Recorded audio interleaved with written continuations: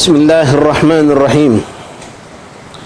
Alhamdulillahi rabbil alamin. Alhamdulillahilladzi hadana li hadza wa ma kunna linahtadiya laula an hadana Allah.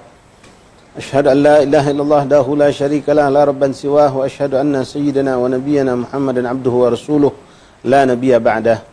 Allahumma salli wa sallim wa barik wa karim ala sayyidina Muhammadin al-Fatihi lima ughliq wal khatimi lima sabaq nasiril haqq bil haqq wal hadi ila siratikal mustaqim. Wa ala alihi wa sahbihi haqqa qadrihi miqdaril azim. Nawayna ta'allum at-ta'lim wal ifadata wal istifadah wa nafa' al-intifa' wa tadhakkar at-tadhkir al-hatha 'ala tamassuki bi kitabillah wa sunnatir rusulih wa du'a ila al-huda wa dalalata 'ala al-khair ibtigha' mardatillah wa qurbi wa thawabih. Allahumma aghnina bil 'ilm wa zayyinna bil hilm, akrimna bit taqwa wa jammilna bil afiyah ya arhamar rahimin. Allahumma jammilna bil afiyah was salamah. Haqqiqna ya Allah bit taqwa ma'al istiqamah. Allahumma jammilna bil afiyah was salamah. حققنا بالتقوى مع الاستقامة. اللهم جملنا بالعافية والسلامة. حققنا يا الله بالتقوى مع الاستقامة وأعذنا من مجيبة الندامة يوم القيامة. يا حافظ احفظنا وثبتنا مع الثبات. اللهم يا حافظ احفظنا يا كافي البلاء اكفنا البلاء قبل النزول من السماء. يا الله يا الله يا الله يا الله يا الله يا فارج الهم يا كشف الغم يا من عبده يغفر ويرحم. صلى الله عليه وسلم محمد وآله وصحبه وسلم. Alhamdulillah Rabbil Alamin. Ma'asyarul ikhwan, pemirsa streaming PSM yang dirahmati Allah SWT. Alhamdulillah, dengan izin Allah kita dipertemukan kembali pada sesi yang kedua pada malam hari ini. Yang mana pada sesi yang kedua ini insyaAllah kami mencoba sedikit menjawab beberapa pertanyaan-pertanyaan yang sampai kepada kami, baik seputar Sya'ban ataupun sedikit banyak berhubungan dengan wabah corona yang sekarang masih menyerba. Baiklah ikhwan rahimakumullah, bismillahirrahmanirrahim. Kita mulai pertama membahas sedikit dulu tentang apa yang kemarin terjadi, yang menjadi suatu peristiwa yang heboh, yang mungkin menjadi suatu kejadian yang baru pertama dialami oleh kebanyakan kita, yaitu libur Jumatan. Subhanallah, alhamdulillah, wa la ilaha illallah, Allahu akbar, inna lillahi wa inna ilaihi raji'un. Inilah yang kita rasakan, ini yang kita dapatkan ikhwan rahimakumullah. Ya, kita tidaklah mau mengatakan ini suatu kecerobohan atau suatu bentuk sikap yang gegabah yang dilakukan oleh pemerintah mencegah umat Islam di kota Palembang untuk sholat Jumat. Tapi alangkah indahnya seandainya itu pengumuman atau instruksi untuk tidak Jumatan itu disampaikan beberapa hari sebelumnya, dan juga di situ ada kesempatan bagi para ulama, para asatidz untuk memberikan solusi kepada umat Islam yang ada di Palembang ini, bagaimana jalan keluar seandainya memang kita tidak bisa lagi sholat Jumat karena ada hubungan dengan corona. Tapi sayang, beribu kali sayang, itulah yang kita dapatkan kemarin. Info datang di hari H, langsung melarang kita untuk larangan sholat Jumat, sehingga ya tidak semua umat Islam mampu menerima keadaan seperti itu. Dan yang kita sayangkan lagi, begitu banyak umat Islam hanya mengambil sikap masing-masing. Ada yang bertanya kepada asatidz, para ulama, namun ada juga mengambil dengan pemahaman mereka sendiri-sendiri. Nah, ini yang kita sayangkan. Mudah-mudahan seperti ini tidak terjadi untuk kedua kalinya. Ikhwan rahimakumullah, bidakumullah, faqakumullah. Kami di sini bukanlah memberikan fatwa, tapi berusaha sedikit memberikan jawaban atas pertanyaan ikhwan yang bertanya kepada kami mengenai hukum sholat Jumat yang mereka lakukan atau sholat yang bukan Jumat mereka lakukan. Ala kulli hal, sekali lagi innalillahi wa inna ilaihi raji'un. Musibah buat kita, ya, musibah dunia menjadi musibah agama ketika kita mengalami hal-hal yang seperti kemarin. Singkat cerita ikhwan rahimakumullah, kalau memang kita dapatkan kemarin di wilayah kita tidak lagi ada yang melaksanakan sholat Jumat, di mana tempat dilarang, bahkan adanya ancaman, bahkan ditindak dengan tegas, diperkarakan, sampai dipenjara segala dan seterusnya, sehingga kita tidak mampu melakukan sholat Jumat, maka kita solusi yang paling gampang untuk dilakukan adalah melakukan sholat duhur. Melakukan sholat duhur, tetap berjamaah, baik di surau ataupun di rumah kita masing-masing. Itu yang paling gampang dan paling simpel. Adapun yang dilakukan oleh sebagian ikhwan, tetap melaksanakan sholat Jumat di masjid-masjid, jelas itu tidak ada masalah sama sekali. Karena kita dapatkan beberapa masjid, ada yang mereka tetap melaksanakan walaupun dengan jumlah kehadiran jamaah yang jauh berbeda dari hari biasanya. Nah, yang jadi pertanyaan masalah di sini, yang adanya sekelompok umat Islam ini mereka membuat sendiri Jumatan. Ada yang di rumah, berkumpul di satu rumah, ada yang melakukan di musola-musola mereka. Nah, yang seperti ini ikhwan rahimakumullah butuh pembahasan untuk menjelaskan apakah Jumatan mereka atau tidak sah atau tidak sahnya. Tapi di sini ada satu kesimpulan yang bisa kita ambilkan, Seandainya kemarin ikhwan yang melakukan sholat Jumat sendiri di kampungnya, dan mereka mengatakan kami melakukan seperti Jumatan Ustadz, ada khutbahnya, yang sholat pun hadir lebih dari 40 orang, okelah. Tapi apakah hanya Anda yang melakukan di lingkungan Anda itu? Apakah mungkin ada orang lain pun melakukan juga di rumah atau di mana? Nah, ikhwan rahimakumullah, ini sekedar anjuran dari kami. Kalau kemarin Anda melakukan itu Jumatan seperti itu, lalu setelahnya melakukan sholat zuhur kembali, maka selesai cerita, tidak ada perlu yang dibahas lagi. Insya Allah sholat kita sudah terpenuhi. Zuhur kita pasti diterima oleh Allah sah, adapun Jumat boleh jadi itu dianggap sah juga. Nah, kalau yang kurang dari 40 secara madhab Syafi'i, maka dia wajib sholat zuhur, wajib melakukan zuhur setelah Jumatan tersebut. Nah, kalau yang melakukan Jumatan saja tanpa melakukan sholat zuhur, maka kami di sini menghimbau untuk lebih merasa nyaman dan aman. Kalau memang kemarin belum Anda sholat zuhur itu, qadha zuhur sekarang, agar kita tidak terkesan secara hukum nanti misalnya dihukum ke Jumatan Anda tidak sah. Sekali lagi misal ternyata hukum Jumatan Anda dianggap tidak sah, lalu Anda pun tidak sholat zuhur, maka berarti dua-duanya kita tidak melakukan. Jadi yang paling afdal, kalau memang kondisi seperti kemarin, silakan Anda membentuk misal Jumatan sesuai dengan syarat-syarat yang diterapkan oleh Imam Syafi'i. Kalau kita bermadhab Syafi'i, lalu lakukan setelahnya sholat zuhur.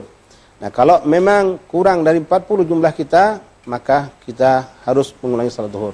Memang untuk masalah tempat, sholat Jumat tidak hanya wajib di masjid, boleh saja dilakukan di tempat-tempat yang lain. Ala kulli hal ikhwan rahimakumullah, mudah-mudahan musibah ini tidak terulang. Nah, Jumat depan boleh jadi akan terulang kembali. Maka di sini kami berharap yang mudah-mudahan kepada ikhwan secara umumnya untuk bertanyalah kepada asatiz, dan mudah-mudahan kita mendapatkan jawaban yang tepat.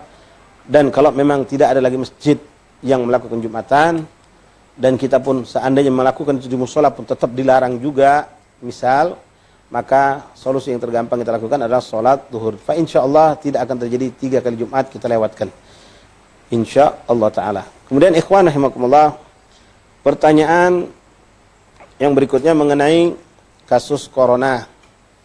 Kemarin di awal streaming 2 hari yang lalu kami sudah sampaikan tentang hukum jenazah yang dimasukkan karena dianggap divonis corona, enggak dimandikan, enggak dikafani, langsung aja ditanam. Ada yang disolatkan dulu, ada yang enggak disolatkan dulu. Nah, sekarang itu sudah kita bahas. Sekarang masalah yang kedua yaitu bagaimana hukumnya seandainya seperti yang terjadi di Palembang, orang yang sudah divonis corona lalu diperlakukan mayitnya sebagai corona tanpa dimandikan, bahkan tanpa dikafani, tanpa dia ditayamumi, bahkan disolat pun tidak misalnya. Lalu setelah hasil daripada penelitian tentang keadaan mayit ini ternyata dia negatif, bukan corona, apa yang kita lakukan? Wajib dibongkar. Itu mayit wajib dibongkar. Bongkar, mandikan, kafani, solatkan seperti biasa. Illa kecuali kalau mayit sudah berjarak waktu yang cukup panjang, diperkirakan mayit sudah membusuk. Itu baru tidak lagi ada kemampuan kita untuk melakukannya seperti normalnya manusia biasa. Tapi kalau baru dalam hitungan seminggu, 3 hari, atau masih di bawah ukuran hitungan 2 minggu, mungkin kita yakinkan mayit itu masih baik, masih bagus, maka kita dibolehkan, bahkan wajib hukumnya untuk membongkar. Sebagaimana banyak alasan diperbolehkan membongkar kubur, misal diantaranya mayit diletakkan tidak menghadap kiblat, atau adanya sesuatu barang yang sifatnya diharamkan untuk masuk ke dalam kubur ikut dalam mayit, bersama mayit di dalam kuburnya, dan juga sebab-sebab lainnya yang dijelaskan dalam kitab-kitab fikih.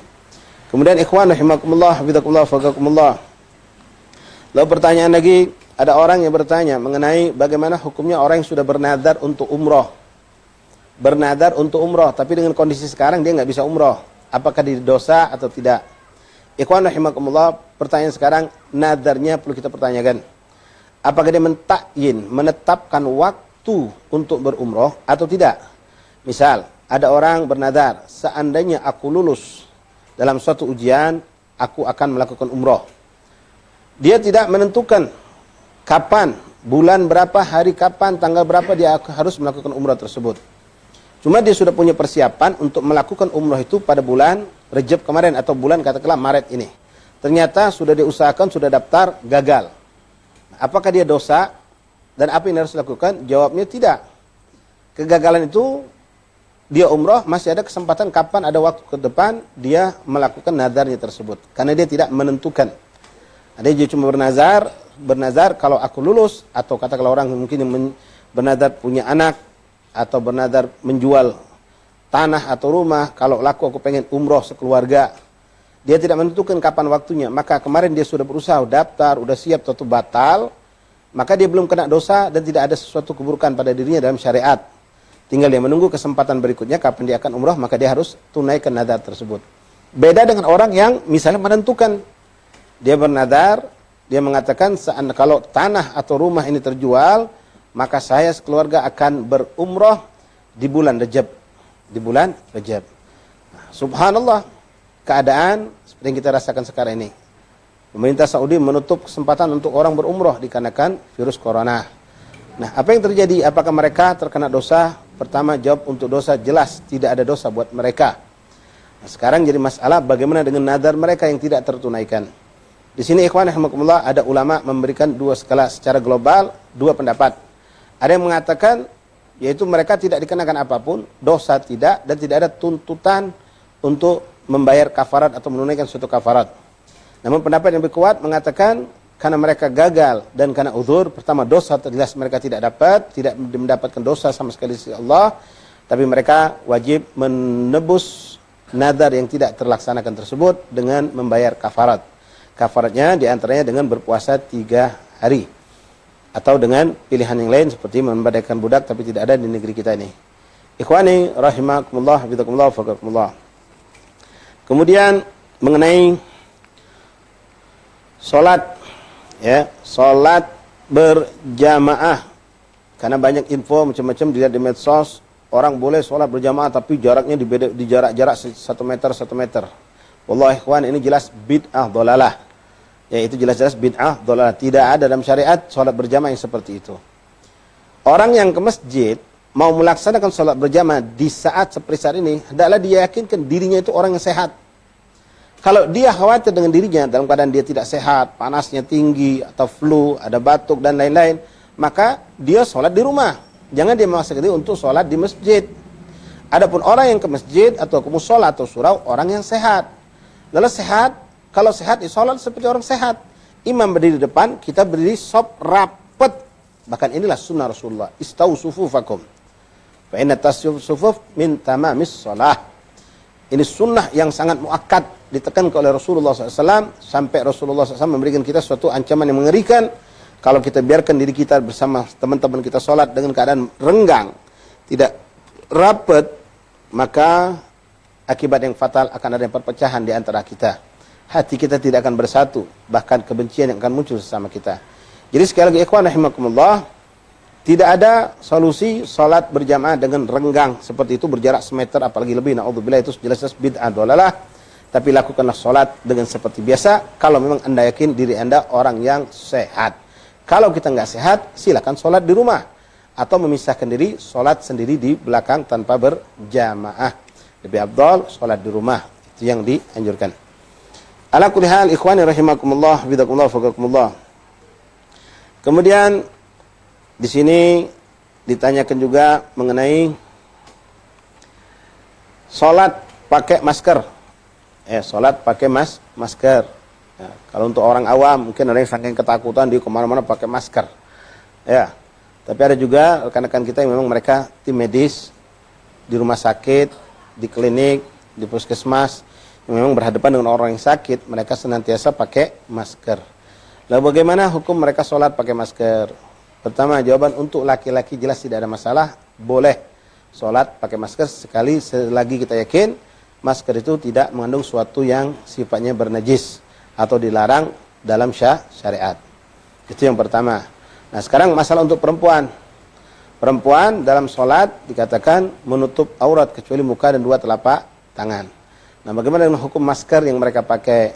Kalau memang ikhwan rahimakumullah ini masker sudah terkesan hukumnya darurat, enggak mungkin mereka lepas, dalam sholat pun mereka tidak boleh melepaskan, maka silakan sholat dengan masker dan hukum sholat dianggap sah. Karena bukan suatu yang kita perbuat kecuali dengan darurat. Ikhwan rahimakumullah, fidakumullah, faqakumullah. Terus mengenai ini juga datang dari rekan-rekan kita yang kerja di rumah sakit, pertanyaan mengenai untuk mereka yang kita saksikan begitu banyak di mana-mana, bukan cuma di negeri kita, di luar negeri pun sama. Mereka yang benar-benar menangani orang-orang yang punya kasus corona, orang-orang yang sakit. Yang mana ikhwan kita tersebut harus memakai pakaian yang dengan istilahnya salah satunya dipanggil hazard. Ya, pakaian kayak astronot, kayak pakaian jas hujan lengkap, yang bahkan berlapis, sarung tangan dalam, pakai lagi sarung tangan lagi, pakai masker segala macam. Nah, bagaimana dengan keadaan mereka untuk sholatnya? Ini Masya Allah pertanyaan dari seorang muslim yang mereka berjuang ya, untuk menyelamatkan saudaranya yang mengalami penyakit wabah corona, tapi mereka pun enggak lupa dengan kewajiban mereka kepada Allah Subhanahu wa taala. Ikhwan rahimakumullah, kalau sampai memang keadaan itu tidak memungkinkan mereka untuk copot, untuk lepas ketika mereka hendak sholat, maka kita tentu akan melihat kapan waktu itu terjadinya. Kalau seandainya saja, misal seorang itu ditugasi, dia dari setelah masuk waktu isya, katakanlah jam 9, dia buka sebelum subuh misal, maka itu tentu tidak ada masalah, artinya dia bisa sholat di awal waktu isya. Nah sekarang katakanlah dia sudah kena tugas dari maghrib, dia sudah kena tugas dari maghrib. Selesai maghrib, katakanlah jam 7 atau setengah 7 dia kena tugas pakai pakaian tersebut. Yang mana pakaian ini kami dengar dari rekan kita yang kerja di rumah sakit, itu selama 8 jam enggak dibuka. Menangani satu pasien itu dihadapi sendiri dengan mereka menghadapi dengan pakaian tersebut 8 jam. Nah kalau kita hitung, misal ikhwan dari jam 7, 8, 9, 10, 11, 12, 1, 2, 3 ya sampai subuh jam 3, maka kalau memang dipastikan jam 8 itu jam 3 subuh yang mereka lepas, maka maghrib sholat di waktunya, isya sholat di waktunya tapi di akhir waktu, dan ini tidak suatu hal yang buruk. Jam 3 subuh masih waktu isya. Tapi seandainya saja ikhwani, waktu itu memanjang, misalnya menghabiskan waktu isya ketemu dengan subuh, sampai masuk waktu subuh baru selesai, maka yang seperti ini ikhwan rahimakumullah, keadaan seperti ini keadaan darurat. Artinya kita tetap sholat dalam keadaan apapun, walaupun tanpa kita mampu berwudu, bertayamum juga tidak mungkin karena kita memakai pakaian tersebut, maka kita tetap menjalankan sholat walaupun tanpa wudu, tanpa menggunakan pakaian yang semestinya kita pakai, dalam makna simpelnya tidak memenuhi syarat sholat kita tersebut, dengan pakaian mungkin ada najisnya, yang jelas kita tidak bisa berwudu, kita pun tidak bisa bertayamum, maka lakukan tetap sholat tersebut dengan sebatas kita mampu. Kalau seandainya muka ini tidak mampu untuk sujud karena memakai masker atau topeng seperti yang kita saksikan, maka mereka bisa sholat dengan cara duduk, sujud itu sekedar ditampakkan lebih rendah dari rukuk mereka, dan kelak insyaallah ketika selesai mereka dari tugas ini, mereka mengqadha salat mereka. Ini seperti orang yang faqdut tahurain, tidak memiliki dua alat suci, berwudu tidak mampu dan juga bertayamum tidak mampu. Atau juga kita kategorikan orang yang darurat seperti ini melakukan salat namanya salat hurmatil waqt. Artinya tetap Anda salat dengan sebagaimana antum bisa mampu melakukan salat tersebut, entah dengan berdiri, dengan duduk, dengan berbaring, lakukan. Dan setelah itu nanti ketika selesai urusan kita ulangi salat kita dengan mengqadha salat. Dan ada cara lagi ikhwan menjamak salat. Misal seperti yang kita dapatkan, ini orang dalam keadaan misal dia kena tugas dari zuhur. Dari zuhur dia kena dan kemungkinan dia akan nyambung sampai lewat maghrib. Maka seperti ini ikhwan, ulama membolehkan dalam seperti darurat dia menjamak takdim. Asar dilakukan di waktu zuhur. Asar dilakukan di waktu zuhur, dia sholat zuhur langsung menjamak tanpa mengkosor. Karena dia harus menjalani dengan pakaian tersebut sampai lewat waktu asar ketemu maghrib. Sampai lewat asar ketemu maghrib.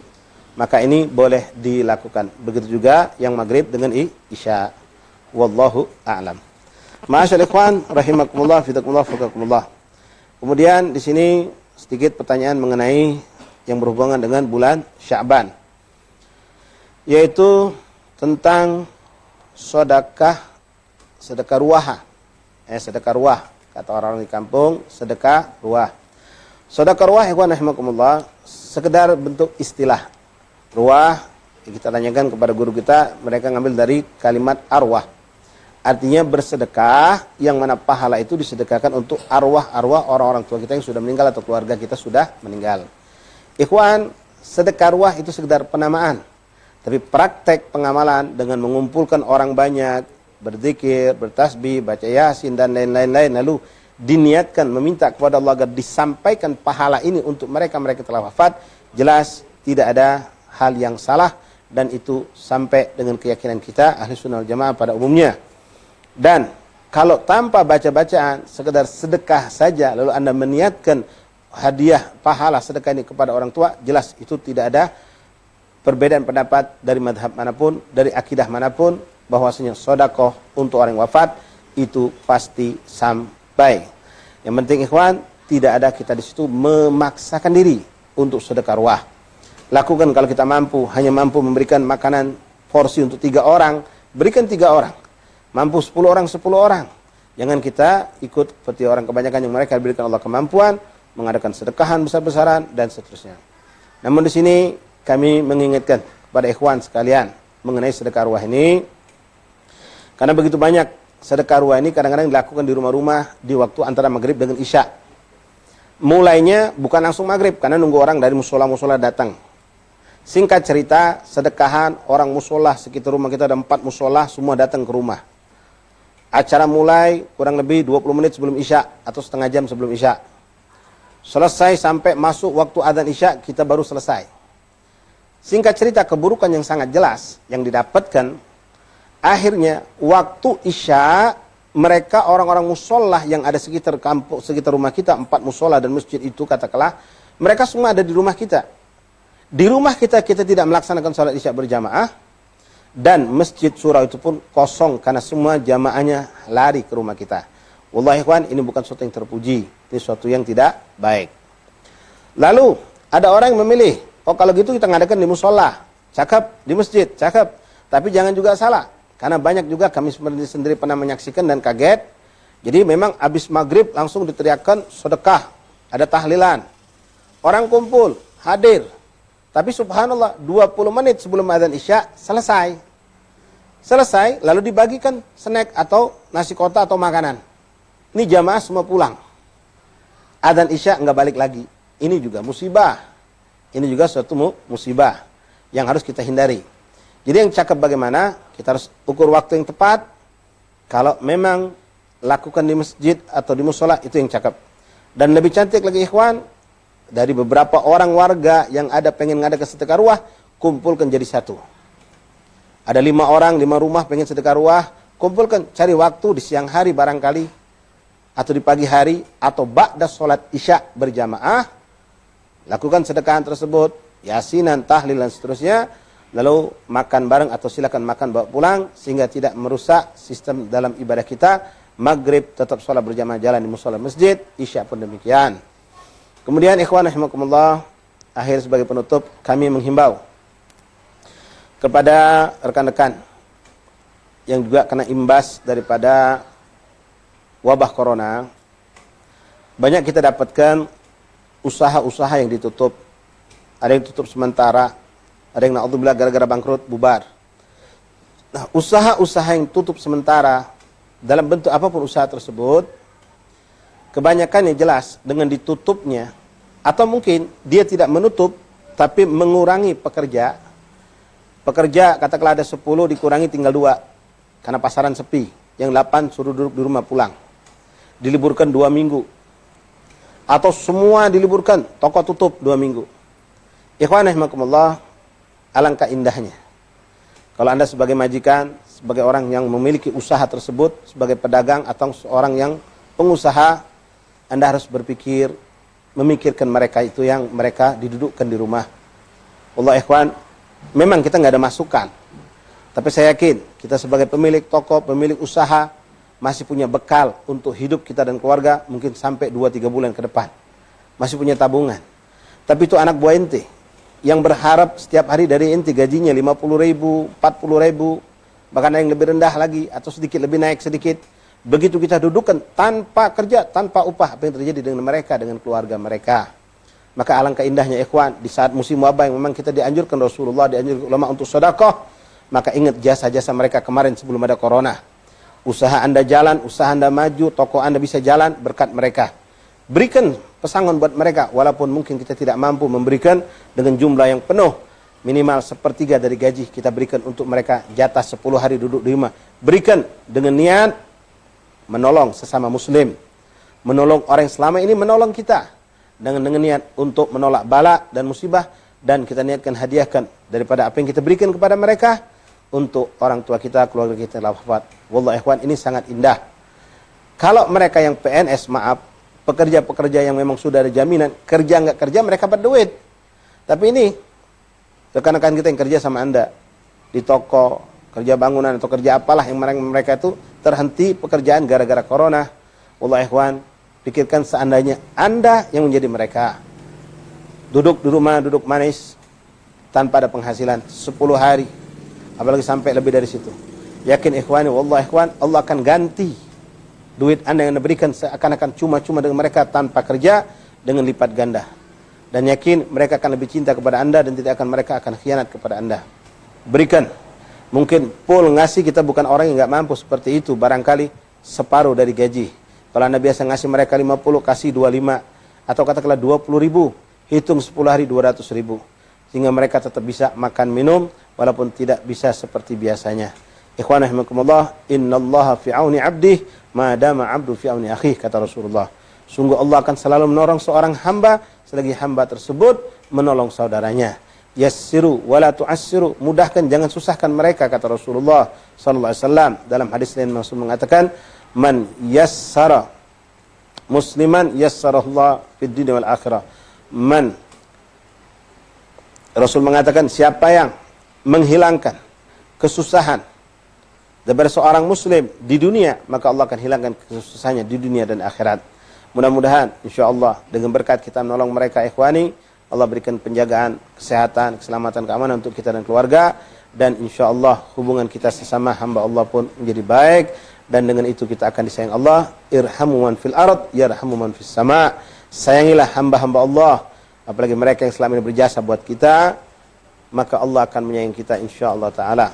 Mudah-mudahan Allah Subhanahu wa taala memberkahi pertemuan kita pada sesi yang kedua ini. Insyaallah ikhwan rahimakumullah, kita akan usahakan streaming jalan terus, baik di waktu-waktu majlis yang memang kami asuh seperti ba'dal asar yaumul isnin, hari Senin, ba'dal maghrib, juga Rabu ba'dal asar ba'dal maghrib, kemudian malam Selasa ba'dal maghrib, dan insyaallah ba'dal isya pun kita usahakan insyaallah taala. Adapun apa yang akan kami bahas pada hari-hari jam-jam majlis, nanti insyaallah akan kami sampaikan lewat media streaming ini. Boleh jadi kita akan lanjut pembacaan kitab yang biasa kita pakai. Jadi misal di majelis Yaumul Isnin Ba'dal Asar di Kampung Munawar, kita biasa pakai kitab Fathulillah, insyaallah akan kita lanjutkan kitab tersebut. Atau boleh jadi kita cari pembahasan yang lain yang insyaallah bermanfaat untuk kita. Begitupun yang di Masjid Lawang Kidul, pembacaan kitab Miftah Lubabun Nikah pun sama insyaallah. Kalau memang kami melanjutkan pembacaan kitab, kami akan sampaikan pada pertemuan berikutnya. Mudah-mudahan Allah Subhanahu wa taala memberikan keselamatan, afiah untuk kita semua, dan mengangkat ini bala dari semua umat manusia, terkhusus umat Islam dimanapun berada, dan semua fitnah-fitnah yang mengerikan, al-humum wal-ghumum, ketakutan yang mencekam yang sebetulnya berlebihan yang terjadi pada kita, insyaallah dihilangkan oleh Allah Subhanahu wa taala. Kembali lagi ikhwani, mari kita ikuti sunnah Rasul. Jalankan apa yang sudah disampaikan Rasulullah yang setelah kami sampaikan berulang kali. Allah menjamin orang yang sholat isya berjamaah, subuh berjamaah, mereka dalam tameng, dalam lindungan, dalam jaminan Allah Subhanahu wa taala. Tidak akan ada sesuatu yang buruk menimpa mereka. Begitupun dengan zikir-zikir yang kita lakukan ba'da sholat. Ba'da sholat kita baca ayat kursi, menjamin kita selamat insyaallah dari apa yang buruk, mulai dari sholat ketemu sholat berikutnya, dan seterusnya. Ikhwan rahimakumullah, lazimkan rotibul haddad, lazimkan rotibul attas, lazimkan wirdul latif, dan lazimkan zikir-zikir yang lainnya. Jaga wudu, jaga kesehatan, dan jangan ada rasa takut dan bimbang selagi kita memang tidak mendatangi orang-orang yang sakit ataupun tempat-tempat yang disediakan wabah. Insyaallah semua akan berjalan dengan baik. Mudah-mudahan Allah cepat pulihkan keadaan umat sehingga kita akan kembali hidup normal, menghidupkan majelis-majelis dan memakmurkan masjid-masjid kita insyaallah taala. Mari ikhwan yang punya duit sedekah, yang punya waktu kosong beramal. Jadikan ini waktu-waktu kita beramal, melatih diri kita untuk menyambut Ramadan dan terutama puasa. Ikhwan rahimakumullah, Nabi paling banyak puasa sunnah di bulan Sya'ban, melebihi dari bulan-bulan lainnya. Mudah-mudahan kita bisa mencontoh Rasulullah SAW. Gak mampu dalam jumlah yang banyak, minimal insya Allah Senin, Kemis, dan Ayamul Bait bisa kita lakukan. Amin Allahumma amin. Mungkin saja untuk teman malam hari ini. Mudah-mudahan Allah meridhai kita semua. Dan insya Allah kita azam, tekad bulat. Insya Allah besok sholat subuh datang ke masjid atau musola yang terdekat dengan tempat kita untuk menghidupkan apa yang dicintai oleh Rasulullah SAW. Amin Allahumma amin. Astaghfirullahaladzim. Bismillahirrahmanirrahim. Alhamdulillahirabbil alamin. Allahumma salli wa sallim wa barik wa karim ala sayyidina Muhammad wa ala ali sayyidina Maulana Muhammad. Allahumma hdina bihudak waj'alna mimman yusari'u fi ridak wa la tuwallina waliyan siwak wa la taj'alna mimman khalafa amraka wa asak. Hasbunallahu wa ni'mal wakeel wa la hawla wa la quwwata illa billahil aliyyil azim. Allahumma arinal haqqa haqqan warzuqna ittiba'ah wa arinal batila batilan warzuqna ijtinabah wa la taj'alhu mushtabihan 'alaina hatta natabil hawa. Ya farijal ham ya kashifal gham ya man li 'abdihi yaghfir wa yarham. Ya dafi'al bala ya Allah, fa dafi'al bala ya Rahman, fa dafi'al bala ya Rahim. Idfa' 'anna wal muslimin al bala wal waba wal marad was sakam wal alam wal ghala azzal shulu tufan bi rahmatika ya arhamar rahimin. Ya latifan bihalqih ya aliman bihalqih utbina ya latif ya alim ya khabir ya latifan bihalqih ya aliman bihalqih ya khabiran bihalqih utbina ya latif ya alim ya khabir ya latifan bihalqih ya aliman bihalqih ya khabiran bihalqih utbina ya latif ya alim ya khabir ya latif lam yazal الطب بنا فيما نزال إنك لطيف لم تزل الطب بنا والمسلمين يا لطيف لم يزال الطب بنا فيما نزال إنك لطيف لم تزل الطب بنا والمسلمين يا لطيف لم يزال الطب بنا فيما نزال إنك لطيف لم تزل الطب بنا والمسلمين يا حافظ يا حفيظ يا كافي يا محيط يا حافظ يا حفيظ يا كافي يا محيط يا حافظ يا حفيظ يا كافي يا محيط اللهم يا كافي البلاء اكفنا البلاء قبل النزول من السماء يا الله يا الله يا الله يا الله يا الله اللهم يا كافي البلاء اكفنا البلاء قبل النزول من السماء يا الله يا الله يا الله يا الله يا الله اللهم يا كافي البلاء اكفنا البلاء قبل النزول من السماء يا الله يا الله يا الله يا الله يا الله صلى الله على سيدنا محمد النبي الأمي وآله وصحبه وسلم. الحمد لله رب العالمين. السلام عليكم ورحمة الله وبركاته.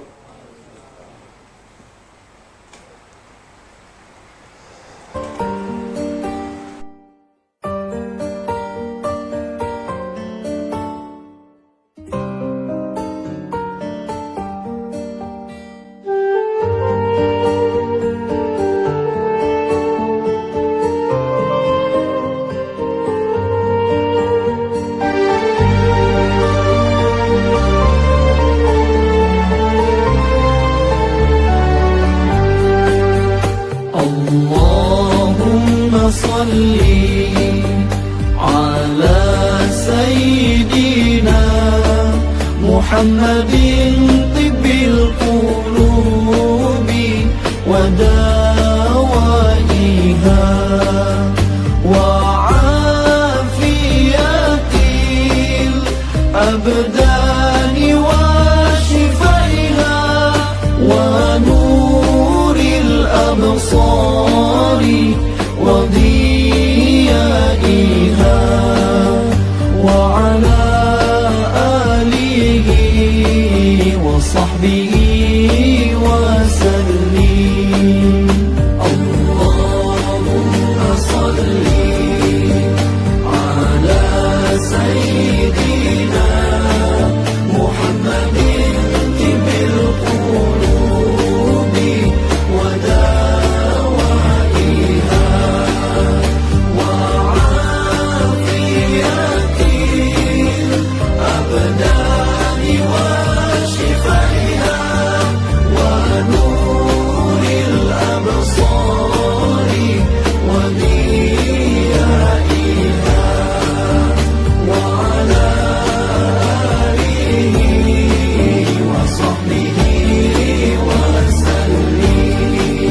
بشرى لنا نلنا المنى زل العنا وفاهنا والدهر أنجز وعده والبشر أضحى مولانا. بشرى لنا نلنا المنى زل العنا وفانا يا لمس طيبي باللقاء يا عين قري أعينا.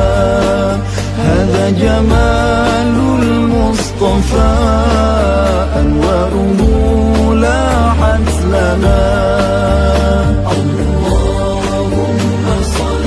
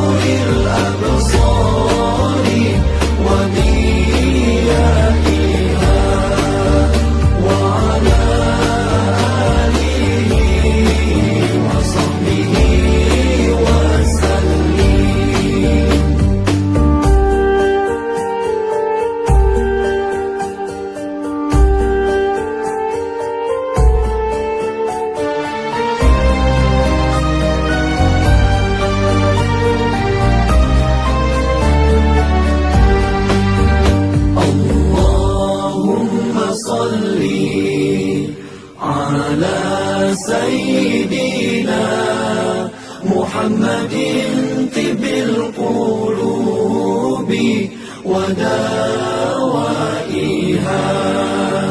وعافية الأبدان وشفائها